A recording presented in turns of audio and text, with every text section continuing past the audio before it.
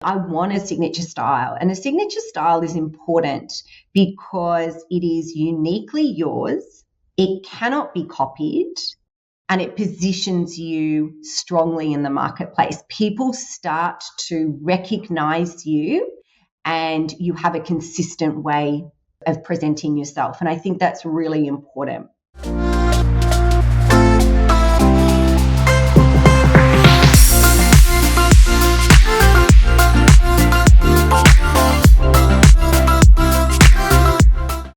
Hi, and welcome to the Career Success Coach podcast. I'm your host, Sarah Makris, and today I have with me Lucy Owens, who is a fabulous stylist to and for professional women. Welcome, Lucy. Thanks, Sarah. Great to be here. That's great. So first of all, considering that this is a career podcast, I always like to start with, your career and what led you to where you are today. So can you tell us a little bit about you and your career? Yeah, absolutely. Before I became a personal stylist, I did actually have a corporate career. So I was in corporate for over a decade. Started my career working for some beautiful luxury retail brands. So I had the fortune to work for Armani Exchange, CK Calvin Klein, Hyatt, and learn a huge amount, I guess, about the power of brand working for those brands, and then went more into some sort of corporate communication roles. I actually took a career break. I took a bit of an extensive career break when I was in my early 30s because I really wanted to have a think about what was going to be, I guess, my next step and where did I really want to see myself. And through that process, I came to the realization that I really had a passion and interest and a skill in being able to dress myself, present myself really well. I guess during my corporate career, I always used my personal brand and my image to strategically get ahead. And that really was, I guess, one of my superpowers. And I had a really strong desire to be able to pass that on and to be able to really help other professionals use their image in a really positive, in a really strategic way to help them achieve their goals, because that's what I had been able to do. So that was when I decided to start my own business, Style Rises, and here I am today. Fantastic. You've been in business for quite a while now. So you're Yeah, been in business for, since 2019 was when I launched my business. Fantastic. And what would you consider your secrets to success? I mean, you said before you had that superpower. Look, if I think about what I consider to be one of the most important things, and whether this is you're in corporate or you are, you have your own business, I believe it's confidence. That is the most important factor that I think, because when we feel confident, we speak up, we show up differently, we have a different presence and an energy that is also noted by others around us. And I know in my corporate career, I did not always feel confident in my abilities. And I'm sure that there's other people out there listening to this that might resonate with. We doubt ourselves, we second guess ourselves as we move up the career ladder into some of those more senior positions. For women in particular, we start to doubt that we know what we're doing. I know I often had that, but I was able then to visually present myself in a way that gave me that extra boost of confidence that I needed. And it still enabled me to walk confidently into situations or put myself forward. I also know women, and again, this might resonate with some listeners, they might feel really confident in their skills and abilities, but they don't have the confidence in their external presentation. And that is then that loop and a bit of a cycle that affects how they show up and how they speak up. So to me, the secret to success is actually being able to build up our confidence and have the confidence that we need to go forward. And sometimes you lose confidence for lots of different reasons, whether it's because you take a career break or you've put on weight. Yes. Which is always not one we like to have, but that is the reality. And how do you sort of get over those things? Like, how do you sort of say, okay, well, I have put on some weight or I'm not feeling great? What would you say to those people that do sort of feel like that?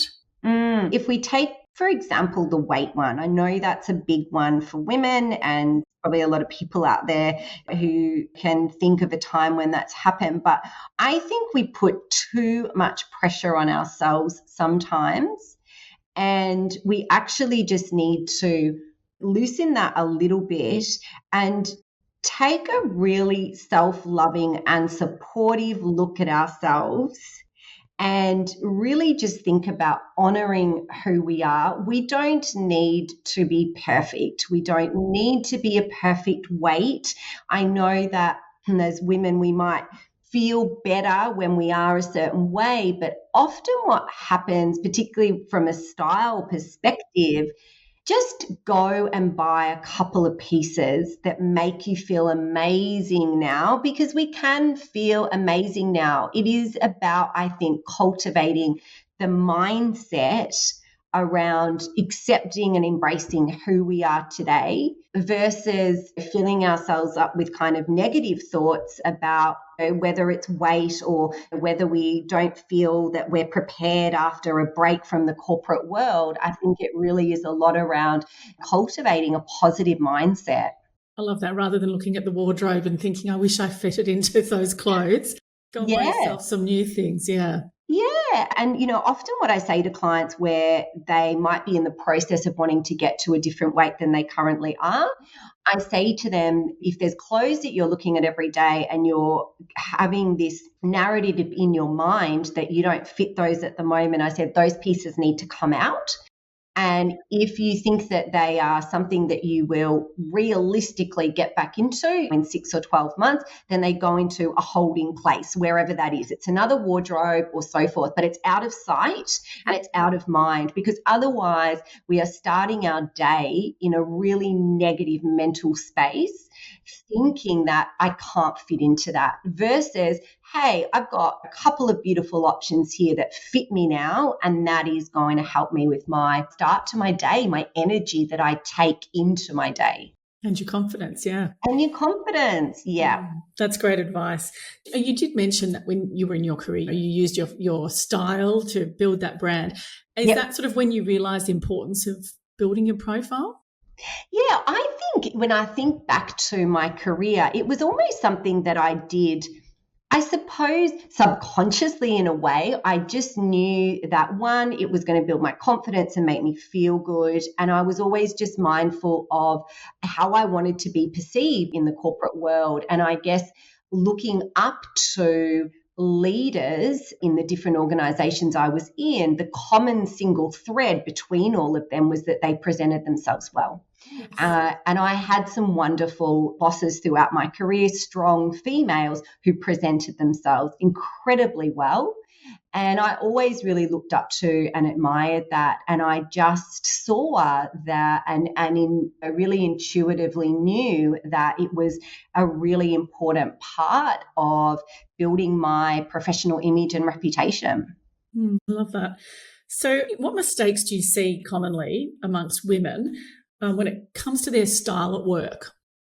So a couple of things that I see now, these are also really easy to fix as well. That's good. Yes. One of the biggest I see, Sarah, is where the clothing doesn't fit right. So it might be pulling, it might be too long in the sleeve or a pant or something like that, or it just doesn't flatter their body shape. So one of the things, obviously to fix that is to understand your body shape and what are the best styles to flatter and enhance that. The second one is when we're buying items, and most often, most of us are buying items off a rack, and those items probably are not going to fit your particular body shape perfectly because we're all different. So one of the most important things that I teach my clients is to get items tailored and get those little nips and tucks so that something does really fit you perfectly, because that is actually one of the most important criterions of style and having good, polished, professional style. It's that the items fit you really well. And that's where spending an extra $50 for a tailor to whatever it is, nip tuck wherever it's needed, can really take, it could be $100 blazer. It could take that blazer to look $1,000. You don't actually need to spend a lot on a wardrobe, but you need to have pieces that fit you really well. So biggest mistake that I see is that one. And again, it's easy to fix. Yeah. Anything else? Any others? The other one that I would say is to think about your whole image as a package. So it's not just the clothing, it is the shoes, it's accessories, it's the way that your hair and makeup are done. It's all those little details. And particularly in interviews, that's what an interview is going to be looking at, because it's a signal about how you're going to be in the workplace. So if you've got a beautiful suit or a really beautiful dress, but you've got really tatty shoes, then the whole look is let down by that. So pay attention to those details and make sure your hair, your nails, your makeup look good. Make sure that your shoes, there's no broken heels or they're not scuffed, all those little things, so that the overall appearance is polished and professional. And time is often one of the reasons why people, I suppose, don't invest in their clothing, but also just in general in themselves. Yes. So what would you suggest, is a way to get over that? And how often should we be shopping for a new wardrobe? Yeah. So to answer that first question around time, one of the things that I like to teach women is to have a formula or a way of putting outfits together in the morning. So it's like we have so many decisions to make. The less decisions we have in the morning, the easier mornings are going to flow. So if you have a way to put outfits together, and that's what I call some style formulas, then that will drastically cut down on your time and just make things really easy. The other big thing, what you've mentioned, is how often should we shop? Look, there's a couple of factors at play here. One is, how much variety do you need in your wardrobe? Are you actually interested in fashion and, adding in some pieces into your wardrobe that might be a bit more of those on-trend pieces? I personally think once you have a wardrobe that is fit for purpose, so you've really got a good baseline of everything you need, you've got some really good foundational pieces, the workhorses that you can mix and match with lots of things, and you've got your more accent or personality pieces in there. Once you've got a good baseline of that, I think adding in some newness and some freshness every season is absolutely enough and is normally doable for most people, or biannually is also enough to keep your wardrobe up to date and fresh. What we don't want is that we're not shopping for a couple of years and things need to be replaced. They don't all last forever. Things will date. So we do need to make sure that we're keeping that freshness and that contemporary feel to our wardrobe. I often have this discussion with my husband actually about, he'll say, well, I'll wear this jacket. I haven't worn it for 10 years. And I sort of remind him that it's maybe not quite as fashionable as it once was. Exactly. It might come around again. You never know. So just because it's still wearable, not falling apart, doesn't always mean it's the right thing to wear, does it? That's so true, Sarah. So true. Yeah. So one thing that I know you talk about on LinkedIn and so forth is creating a signature style. Yeah. How do you do that? Yes, and this is often something that ladies want. They'll often ask me, I want a signature style. And a signature style is important because it is uniquely yours. It cannot be copied, and it positions you strongly in the marketplace. People start to recognize you and you have a consistent way of presenting yourself. And I think that's really important. I actually developed a framework all around creating a consistent style. And so it's based on some of the things that you need to know is your best colors. What are the ones that really flatter you and also make you feel good? Your style, personality and preference. What are the clothes that you actually like to wear and connect back to who you are as a person?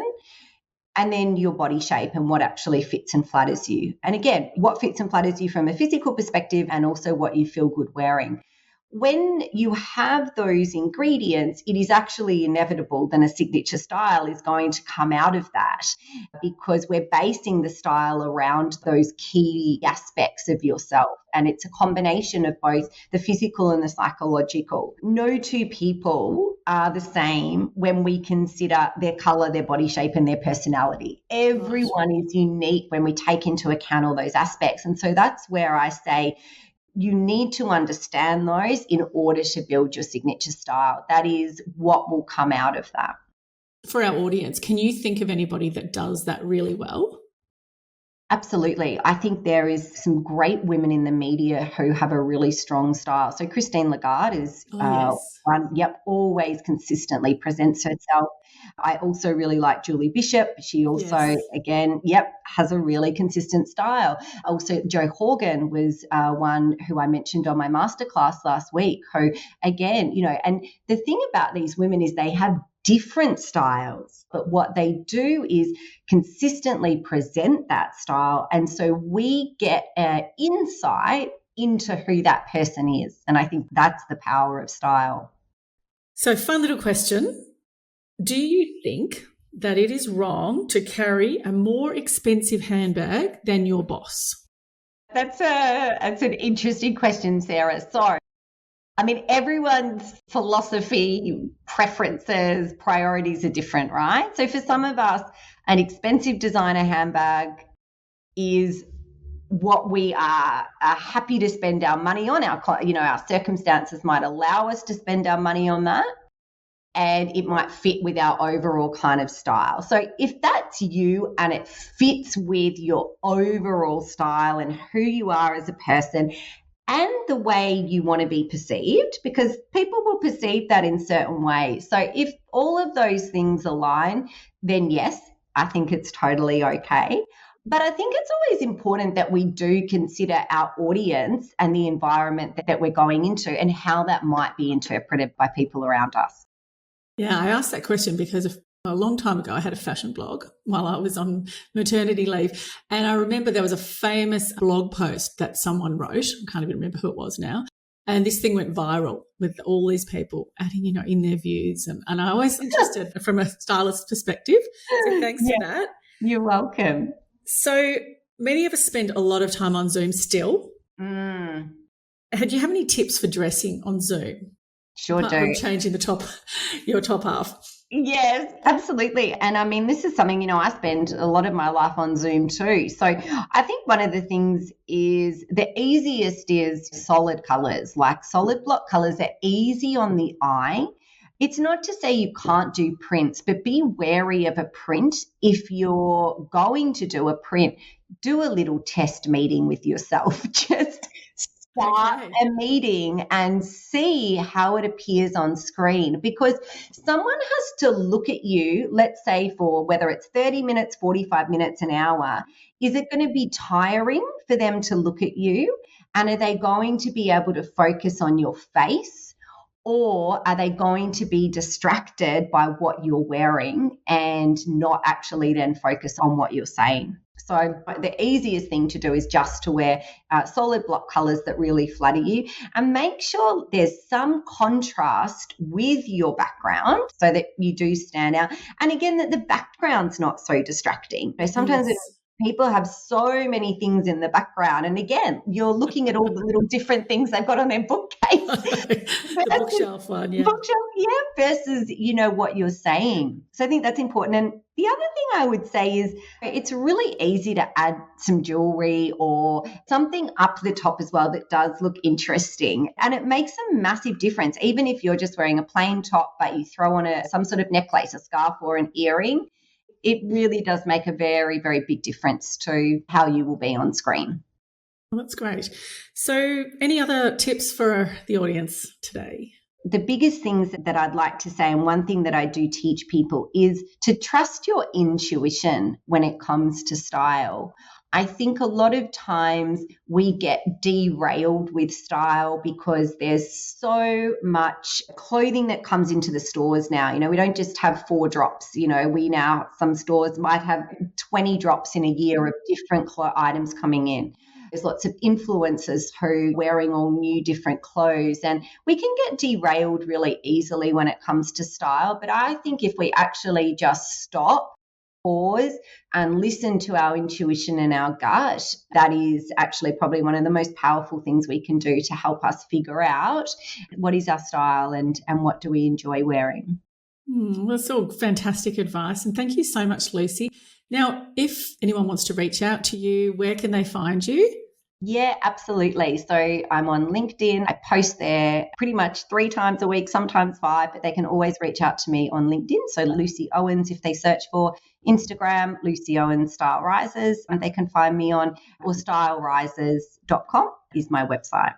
Fantastic. Well, I'm sure there'll be lots of people following you after this because you've been fantastic and given us some wonderful tips. So thank you so much, Lucy. You're welcome, Sarah. It was great to chat with you today.